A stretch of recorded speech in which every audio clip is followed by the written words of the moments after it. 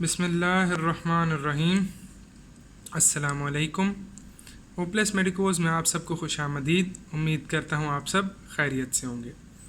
आज का हमारा लेक्चर फार्माकोडायनामिक्स की सीरीज़ में पहला लेक्चर होने वाला है और फार्माकोडायनामिक्स छोटा ही रिलेटिवली टॉपिक है, तो इंशाल्लाह 3 से 4 और लेक्चर्स में ये ख़त्म हो जाएगा। अगर आप फॉलो करना चाहते हैं आने वाले लेक्चर्स को तो सब्सक्राइब कर दें और बेल का आइकन दबाना ना भूलिएगा। एंड चलें लेक्चर स्टार्ट करते हैं। फार्माकोडायनामिक्स क्या है? फार्माकोडायनामिक्स जो है वो जनरल फार्माकोलॉजी की वो ब्रांच है जिसमें हम ये स्टडी करते हैं कि ड्रग क्या इफ़ेक्ट प्रोड्यूस कर रहा है बॉडी पे। ड्रग क्या इफ़ेक्ट प्रोड्यूस कर रहा है बॉडी पे। इसको याद कैसे रखना है? D for dynamic, D for drug. ठीक है। फार्माकोकाइनेटिक्स से इसको आपने करना होता है differentiate which is what the body does to the drug. ठीक है। फार्माकोडायनामिक्स क्या है कि ड्रग क्या कर रहा है बॉडी के साथ। अब इसमें हमें चंद कॉन्सेप्ट्स का पता होना ज़रूरी है, विच इज़ रिसेप्टर क्या है, लाइगेंड क्या है, इफेक्टर क्या है। ठीक है। रिसेप्टर वो मॉलिक्यूल है जिसके साथ लाइगेंड ने बाइंड करना है। ठीक है। रिसेप्टर वो मॉलिक्यूल है जिसके साथ आपका लाइगेंड या ड्रग बाइंड करता है और बाइंड करके इफेक्टर सिस्टम को ऑन करता है। इफेक्टर सिस्टम क्या है? पहले लाइगेंड देख लेते हैं। लाइगेंड क्या है? लाइगेंड आपका वो मॉलिक्यूल है जो आपके रिसेप्टर के साथ बाइंड कर रहा है। रिसेप्टर क्या है? जो लाइगेंड के साथ बाइंड करके इफेक्टर सिस्टम को ऑन करता है। इफेक्टर क्या है? इफेक्टर वो सिस्टम है जो कि जब लाइगेंड रिसेप्टर के साथ बाइंड करता है, लाइगेंड फैंसी वर्ड है ड्रग के लिए, ड्रग जब बाइंड करता है रिसेप्टर के साथ, रिसेप्टर एक्टिवेट होता है और उसकी वजह से रिसेप्टर आगे फर्दर सेल के अंदर कुछ मॉलिक्यूल्स को एक्टिवेट करता है। ठीक है। ये एक्टिवेशन हो गई। ये जब एक्टिवेट होते हैं तो ये आगे फर्दर मॉलिक्यूल्स को एक्टिवेट करते हैं। ठीक है। जो कि आगे एक चेन चल पड़ती है। ठीक है, एक्टिवेशन की।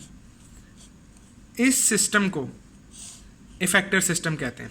ठीक है। इस सिस्टम को हम इफेक्टर सिस्टम कहते हैं। ये जो इफेक्टर सिस्टम है ये फर्दर आगे सेल के अंदर जो सेल का होम्योस्टैटिक एनवायरनमेंट है उसको चेंज करता है, जिसकी वजह से रिस्पांस प्रोड्यूस होता है। ठीक है। अब जो रिसेप्टर है उसकी क्वालिटीज़ क्या होती हैं? रिसेप्टर की 2 क्वालिटीज़ होनी लाजमी है। नंबर 1 कि वो सेलेक्टिव हो। ऐसा नहीं है कि आप पानी आके लगे, ग्लूकोज वाटर आके लगे, ग्लूकोज आके लगे, लिपिड आके लगे, प्रोटीन आके इसके साथ हल्की सी टच हो तो ये रिस्पांस प्रोड्यूस करना शुरू कर दे। नहीं, it should be selective for the specific type of ligands. Sorry, specific type of ligands के लिए इसको सेलेक्टिव होना ज़रूरी है। सेकेंड, इसके अंदर चेंज आना चाहिए। ठीक है। कन्फर्मेशनल चेंज इसका होना चाहिए विच कैन प्रोड्यूस इफेक्ट। कोई स्पेसिफिक चेंज होता है जिसकी वजह से ये आगे फर्दर इफेक्टर सिस्टम को एक्टिवेट करता है। अब इफेक्टर सिस्टम 2 तरह के हो सकते हैं। एक तो होता है जो कि सेपरेट इफेक्टर सिस्टम है, जैसा कि हम यहाँ देख रहे हैं। ठीक है। एक इफेक्टर सिस्टम होता है जिसको हम कहते हैं रिसेप्टर के साथ रिसेप्टर प्लस इफेक्टर। ठीक है। रिसेप्टर्स का ही कॉन्स्टिट्यूटिव पार्ट होते हैं इफेक्टर्स। फॉर एग्जांपल, इंसुलिन का जो रिसेप्टर है टायरोसिन काइनेज, वो जब इंसुलिन बाइंड करती है तो रिसेप्टर्स की डायमराइजेशन होती है। डायमराइजेशन मतलब ये है कि 2 सब यूनिट्स होते हैं आपस में जुड़ जाते हैं। डायमराइजेशन के बाद रिसेप्टर के ही अंदर वाली साइड पे टायरोसिन काइनेज होता है। ठीक है। एंजाइम जो कि रिसेप्टर का स्ट्रक्चरल पार्ट है, रिसेप्टर के साथ जुड़ा हुआ है, वो आगे बॉडी के अंदर इफेक्ट प्रोड्यूस करता है। ये होता है हमारा रिसेप्टर प्लस इफेक्टर सिस्टम के। इफेक्टर जो है वो रिसेप्टर का इंटेग्रल पार्ट है। ठीक है। अब नेक्स्ट जो चीज़ें पता होनी ज़रूरी हैं वो है एगनिस्ट, एंटागनिस्ट और एगनिस्ट की फर्दर जो टाइप्स हैं। सबसे पहले हम एगनिस्ट और एंटागनिस्ट का देखेंगे। एगनिस्ट क्या होता है? एगनिस्ट वो मॉलिक्यूल है, कोई भी मॉलिक्यूल जो कि जब रिसेप्टर के साथ बाइंड करता है तो रिसेप्टर की एक्टिवेशन कॉज करता है, रिसेप्टर को एक्टिवेट कर देता है, रिसेप्टर की एक्टिवेशन कॉज करता है, जिसकी वजह से फर्दर इफेक्ट प्रोड्यूस हो सकता है। ठीक है। जो कि वो मॉलिक्यूल जो रिसेप्टर के साथ बाइंड करेगा जिससे इफेक्ट प्रोड्यूस होगा। ठीक है। और एक बात याद रखना कि एगनिस्ट में ना फर्दर आपके पास फुल एगनिस्ट और पार्शियल एगनिस्ट होता है। फुल एगनिस्ट वो है जो कि जब रिसेप्टर के साथ बाइंड करेगा तो 100% इफेक्ट प्रोड्यूस करेगा। ठीक है। फुल एगनिस्ट वो है जो रिसेप्टर के साथ बाइंड करेगा तो 100% प्रोड्यूस करेगा इफेक्ट।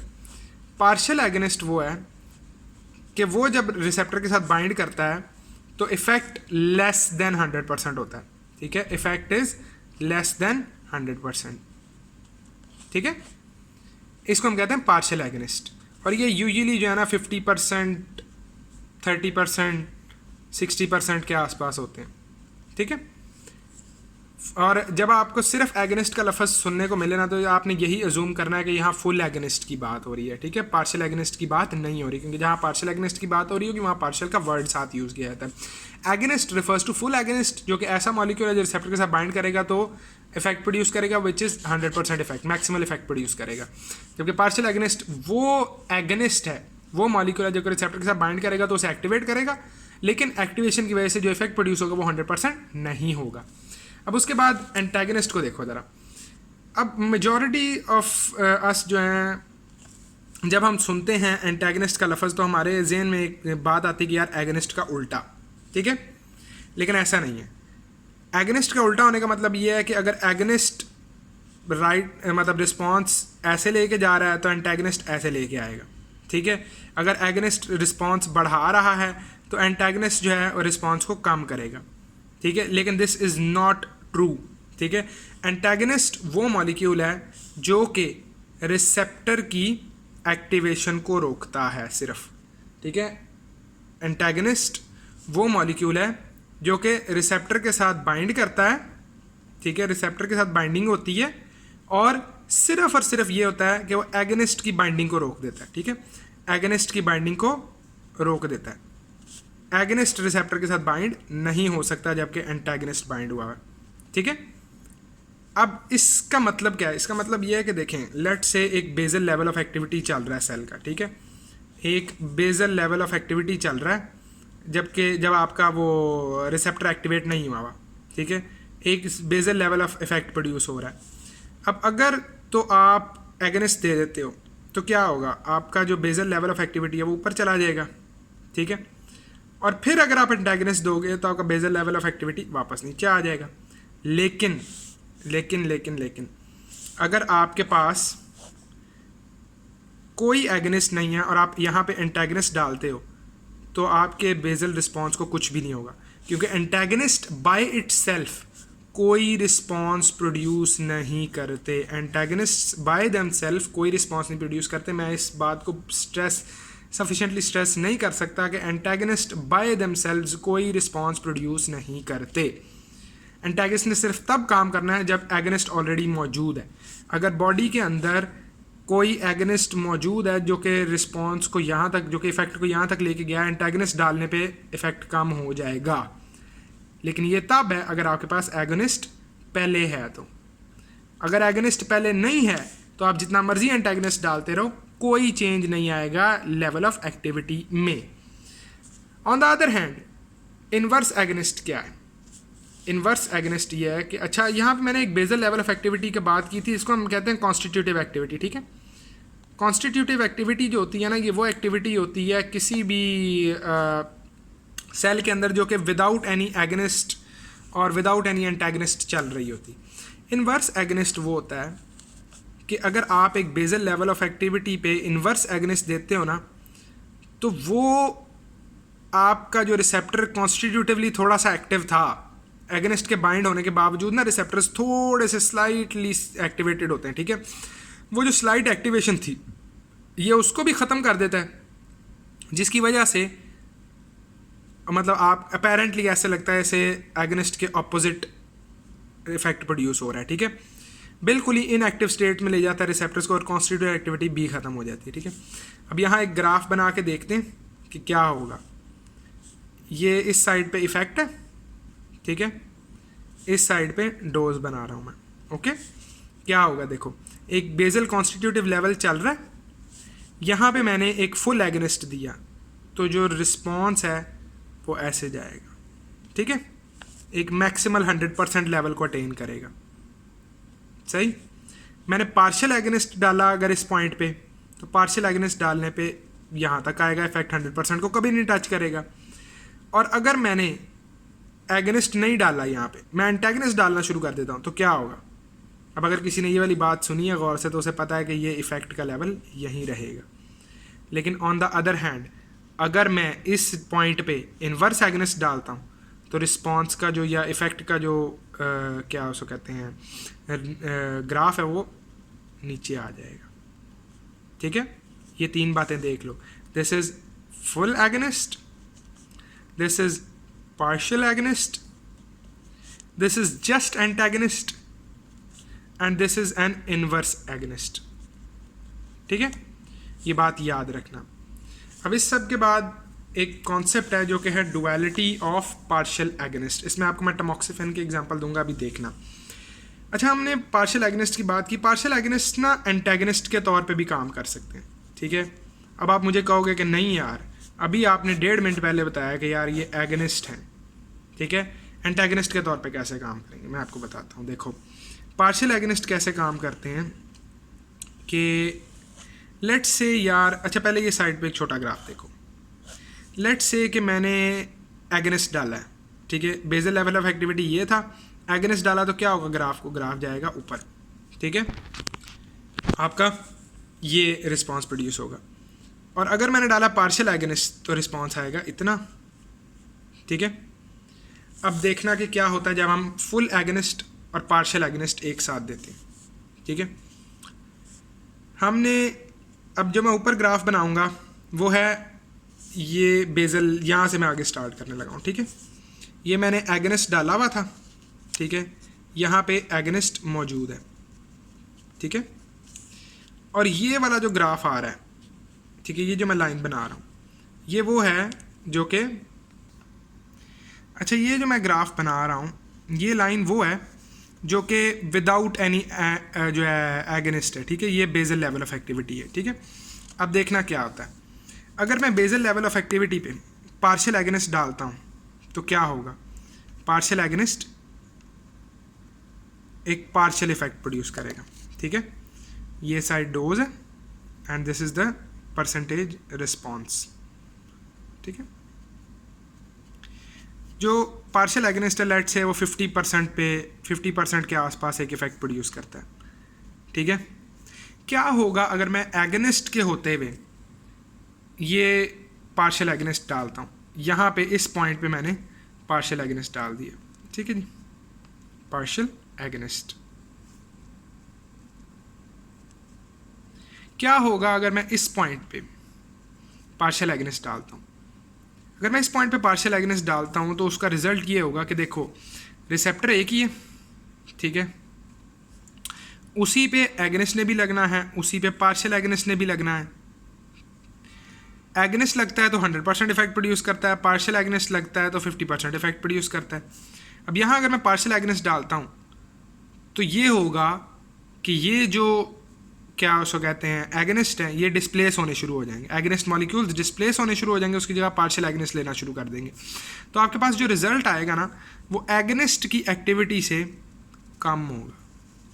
ठीक है, वो एगनिस्ट की एक्टिविटी से कम होगा। यहाँ पे हमने agonist plus full agonist plus partial agonist डाला है। ठीक है, तो देखो कि रिस्पॉन्स कम प्रोड्यूस होगा। टमॉक्सिफेन जो है ना ये एक सर में selective oestrogen receptor blocker, some selective oestrogen receptor modulator, sorry. ठीक है, अब ये क्या करते हैं, जब आपका कैंसर होता है ना जो एस्ट्रोजन रिस्पॉन्सिव होता है, वो कैंसर्स वो होते हैं कि अगर एस्ट्रोजन मौजूद हो तो एस्ट्रोजन की मौजूदगी में वो प्रोलिफरेट करते हैं। ठीक है, एस्ट्रोजन की मौजूदगी में वो प्रोलिफरेट करते हैं। ठीक है, जबकि टमॉक्सिफेन जो है वो एस्ट्रोजन का अल्टरनेटिव है। ठीक है, लेकिन एस्ट्रोजन से कम इफेक्ट प्रोड्यूस करता है। Estrogen is a full agonist, जबकि टमॉक्सिफेन जो है वो एक पार्शियल एगनिस्ट है। टमॉक्सिफेन अराउंड 50% के आसपास होती है। ठीक है, पार्शियल एगनिस्ट है, इफेक्ट दोनों का सेम है। लेकिन अब देखना क्या होता है, अब कैंसर जो है वो एस्ट्रोजन की वजह से प्रोलिफरेट कर रहा है और वो बढ़ता जा रहा है, बढ़ता जा रहा है, बढ़ता जा रहा है, बढ़ता जा रहा है। आप एस्ट्रोजन की जगह आप ना टमॉक्सिफेन दे देते हो पेशेंट को। टमॉक्सिफेन क्या करता है, टमॉक्सिफेन इन कैंसर सेल्स पे ना एस्ट्रोजन के साथ करता है, कंपीट करना शुरू कर देता है। उसकी वजह से एस्ट्रोजन का इफेक्ट एक फुल प्रोड्यूस हो रहा था जिसमें एक कैंसर प्रोलिफरेट होता जा रहा था, तो कैंसर का जो प्रोलिफरेशन का रेट है वो कम हो जाता है। ठीक है, that is how partial agonists work. इसके बाद बस छोटा सा बस टॉपिक है which is graded dose response curve. वो क्या है, ये जनाबे वाला एक स्पेसिफिक इंडिविजुअल में डोज को हम प्लॉट करते हैं विद परसेंटेज रिस्पॉन्स, ठीक है, इस साइड पे परसेंटेज रिस्पॉन्स। यही जो अभी मैं पीछे जितने ग्राफ दिखा रहा था ना, ये सारे के सारे ग्रेडेड डोज रिस्पॉन्स कर्व्स थे, ठीक है। ये लीनियर ग्राफ है, ठीक है, और ये लॉग ग्राफ है। लीनियर ग्राफ ये है कि हर जो इंटरवल है वो इक्वल नंबर का है, 10, 20, 30, 40, 50, 60। ये जो है दो लाइन्स ही ब्रेक शो कर रही हैं और यहाँ पे 200 है, ठीक है। ये एक मैक्सिमल इफेक्ट प्रोड्यूस हो रहा है। ये जो मैक्सिमल इफेक्ट प्रोड्यूस होता है ना, इसे हम आपके ड्रग की एफिकेसी बोलते हैं, ठीक है, इसे हम ड्रग की एफिकेसी बोलते हैं, सही। अब और ये जो आपका ये 50% पे इफेक्ट प्रोड्यूस हो रहा है, इसको मैं कल एक्सप्लेन करूँगा नेक्स्ट लेक्चर में कि ये ED50 होता है। ED50 को मैं कल एक्सप्लेन करूँगा। अब ये जो ग्राफ है, ये ग्राफ और ये ग्राफ एक जैसे हैं सिवाय इसके कि यहाँ पे लॉग डोज है। और अगर आप में से कोई पूछे कि हम लॉग डोज क्यों प्रेफर करते हैं, लॉग डोज को प्रेफर किया जाता है, क्यों प्रेफर किया जाता है, इसलिए प्रेफर किया जाता है कि यार लॉग डोज में ना आप 10 के मल्टीपल्स यूज़ कर सकते हो, मतलब 10 से मल्टीप्लाई कर करके 0.55, 50, 500। यहाँ पे नोट करो कि अगर मैंने इतने इंटरवल्स पे 10-10 मिलीग्राम अगर मैंने प्लॉट करना है तो कितना लंबा ग्राफ लगेगा 200 तक पहुँचने में। यहाँ पे सिर्फ 4 इंटरवल्स में 500 तक पहुँच गया हूँ, ठीक है। तो यहाँ पे हम वाइडर जो डोज रेंज है उसको हम छोटी जगह पे इस्तेमाल कर सकते हैं, इसलिए हम लॉग डोजेज यूज़ करते हैं। और आगे भी मैं आपको यही वाली ग्राफ को जो डोजेज हैं इनको हम यूज़ करेंगे, ठीक है। एक दफ़ा रिवाइज कर लेते हैं। फार्माकोडायनेमिक्स क्या है, D for drug, D for dynamics, drug body के ऊपर क्या इफेक्ट प्रोड्यूस कर रहा है। रिसेप्टर वो मॉलिक्यूल जो लाइगेंड को बाइंड कर रहा है, लाइगेंड आपका ड्रग मॉलिक्यूल जो कि रिसेप्टर के साथ बाइंड कर रहा है। इफेक्टर वो मॉलिक्यूल्स हैं जो कि आगे सेकेंडरी जो आपके मैसेंजर सिस्टम्स हैं या जो आगे इफेक्ट प्रोड्यूस करा रहे हैं सेल के अंदर, जो चेंजेस ला रहे हैं। एगनिस्ट क्या है, वो मॉलिक्यूल जो रिसेप्टर के साथ बाइंड करके इफेक्ट प्रोड्यूस करेगा, जिसमें फुल एगनिस्ट होता है जो कि सिंपली एगनिस्ट कहा जाता है, 100% इफेक्ट प्रोड्यूस करता है। पार्शियल एगनिस्ट होता है जो कि लेस देन 100% इफेक्ट प्रोड्यूस करता है। इन्वर्स एगनिस्ट आपके जो रिसेप्टर है उसकी कॉन्स्टिट्यूटिव जो एक्टिविटी है उसको भी ख़त्म कर देता है, जिसकी वजह से ऑपोजिट इफेक्ट प्रोड्यूस करता है एगनिस्ट का। जबकि एंटागनिस्ट एगनिस्ट को रिसेप्टर के साथ बाइंड करने नहीं देता, अकेले एंटागनिस्ट देने से कोई इफेक्ट नहीं प्रोड्यूस होता। डुअलिटी ऑफ पार्शियल एगनिस्ट ये है कि अगर हम फुल एगनिस्ट की मौजूदगी में पार्शियल एगनिस्ट देंगे तो इफेक्ट की जो परसेंटेज है रिस्पॉन्स की वो कम होगी, ठीक है। और ग्रेडेड डोज रिस्पॉन्स कर्व्स ये हैं कि कितनी डोज देने पे कितना रिस्पॉन्स आया एक स्पेसिफिक इंडिविजुअल में, वन इंडिविजुअल, ठीक है। ये बात बड़ी क्रूशियल है, वन इंडिविजुअल वाली। Thank you. इंशाल्लाह कल हम बात करेंगे क्वांटल डोज रिस्पॉन्स कर्व्स की और चंद कुछ इंपॉर्टेंट टॉपिक्स की। तो अगर आपको कल वाले लेक्चर का नोटिफिकेशन चाहिए तो बेल का आइकन दबाना ना भूलिएगा और सब्सक्राइब कर दें। And like the video, share it with your friends. Thank you, अल्लाह हाफिज़।